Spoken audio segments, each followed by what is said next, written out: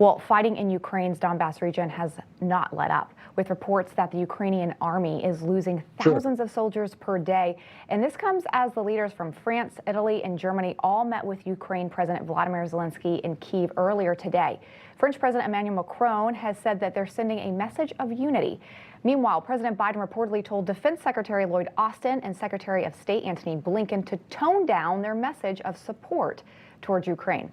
Well, here with analysis is former Secretary of Veterans Affairs, former Undersecretary of Defense, and senior national security analyst Robert Wilkie. Mr. Secretary, welcome back to the show. Always good to see you, sir. Good to see you, Lindsay. What do you make of these reports of Biden telling Secretary Blinken and Austin to tone it down? Well, that's quite in line with everything that comes out of this administration. I think we see the weakest national security team really in the post-World War II era. They are the last to take up for the United States. This is a regime, an administration that is courting the theocratic fanatics in Iran as we speak, and has tossed our allies aside. I want to go back to that picture that you had of the three European leaders. That's the danger Ukraine faces right now. Those three European leaders, Draghi from Italy, Macron, France, and Schulz, Germany, have not lived up to one of the commitments that they've made. They're aggressively pushing for a negotiated settlement where Ukraine formally cedes its territory in the east. That is exactly what Vladimir Putin is counting on at a time when inflation and food shortages and gasoline shortages in Europe are mounting.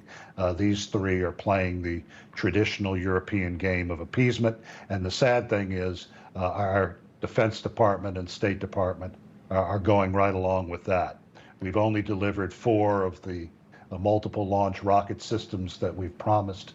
And again, I am not surprised this administration has Putin in its head.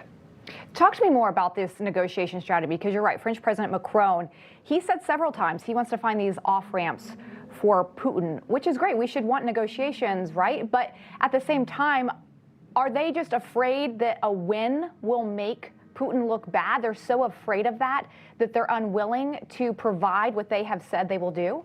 Well, that's certainly the mindset. And look, Putin is no threat other than a nuclear threat, which we don't see any evidence that he's going to pull that rabbit out of the hat. I mean, he can't even deal with the Ukrainian army. Imagine him trying to threaten the massed forces of NATO, which now will include the massive army in Finland plus Sweden. But they are traditionally afraid of any confrontation.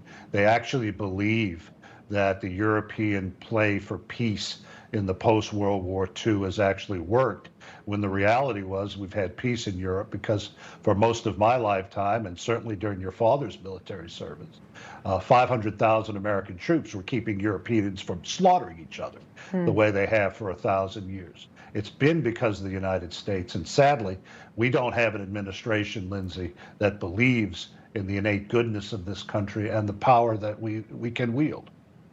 So unfortunate.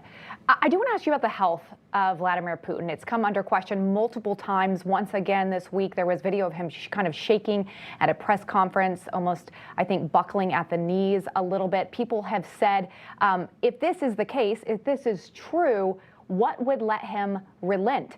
Because we know that he wants to bring back the old Soviet Union. This is almost his death wish, if I can say it that way.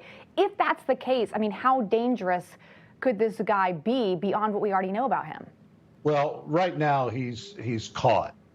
He's been exposed to the world as being a great bluffer. His army has suffered enormous casualties.